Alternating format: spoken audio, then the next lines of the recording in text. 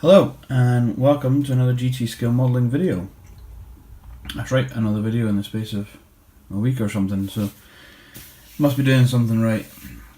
So today's video will be a quick update on where I am with my entry into Coens and Nigel Wells's Kursk group build. I can't remember off the top of my head when it finishes, possibly sometime in June, don't quote me on that. However,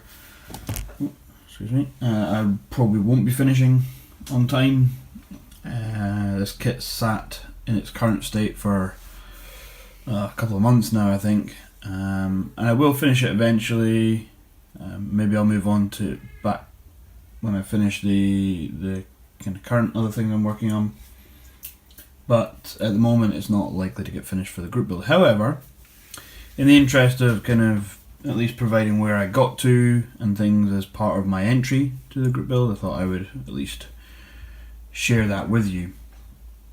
So the kit, if you remember, I did do an introduction video and a kit review of this, and it's Miniart Su-122. Now this is the last production version, which is not the same version that was at Kursk. However, upon doing some research, there was actually no real discernible difference between an early, a mid, or a last production run of these vehicles. At least not ones that you could really tell in modelling terms, or ones that I'm overly fussed about in personal or modelling terms. So I may just have to make sure the markings I put on it are appropriate rather than anything else. So far, it's also the interior kit, which is partly why it's taken so long to get to where it is, and partly why it's sat on the shelf for so long, was because doing the interior, while enjoyable in itself, has kind of burnt me out a little bit with it. And even doing the outside, it's one of these kits where every single part, to some extent, is a separate part. It's to the point where it's verging on a little silly. However, all the parts are very well detailed, everything is fit together very well so far, and so there's no real complaint from that side of things.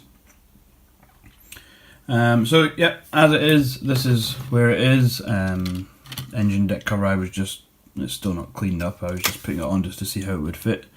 So we've started to get some of the exterior panels on. The interior is now complete, I believe, more or less. So there are just, it's just a case of starting to put together the exterior parts. Where is the box of parts? Excuse my ill-preparedness. There are some other interior parts here. Well, they're not there. These are the sides of the superstructure. They'll obviously locate in here, but they obviously have interior faces with parts on them. So these are casings. They're the propellant charges, and then some dials and interior light, which was actually a clear part, which was kind of cool. So it's got red behind it, because presumably there would be red lights. So there are other parts underway. I built it out the box. The only thing I added was these wires on the top of the engine, just because it adds a little bit more detail on the top of there. Unfortunately you can't see it now, but I did weather up the floor underneath the engine in the transmission, which is in here. But I have lots of photos of that, so at the end of this video I'll probably stop talking relatively soon, and the rest of it will just be photos from during the build, of which I did take quite a lot, so you'll be able to see how it got to this stage, despite the fact this is the first update. But even all the springs are painted, all the suspension, and there's shells galore. The painting on them's a bit rough, but you'll not hardly see any of that when it's in the wash, kind of stuck in places, but it gives them quite a kind of grimy appearance. I mean, in the end it is, I'm not entirely sure that's in focus. In the end it is a World War II Russian vehicle, and things like the shells I feel sure would have been churned out in factories by impoverished people or whatever. So I can't believe that getting a nice even paint coat on your shelves was probably ever much of a priority, so I'm not too fussed about that. The floor looks rusty, but it's meant to be kind of ground in dirt. It's a bit orange and it looks a little rusty. However, being a Russian vehicle with a metal floor, boots scraping all over it, water coming in off of, from open hatches, from, mud and boots off the crew, it's probably not overly far-fetched to suggest that some of the tread plate may have actually got rusty. However, in real life it's slightly less orange than it looks, and there's some sort of fluid spills and things in there. I don't know if you'll see down into the driver's compartment here. Again, I've got photos of all this, so I'll put them up. What I'll probably do is call it there. That's pretty much what it looks like externally. There's some really nice cast texture on the mantlet here, and also some on other parts. There's a lot of weld detail and things. It's a really nice, really nice kit.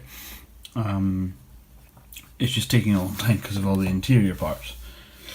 So that's where we are at the moment, and apologies to Nigel and to Coen. Chances are this won't get finished for the group build. However, I'll upload this, share it on the Facebook page and things, with so that at least you can see the progress I did make before the deadline. And I will finish it. When it's finished, I'll continue to update with this as I do get back to this build, and will update it in the future, and show you when it's all finished. So this won't be the last you see of it.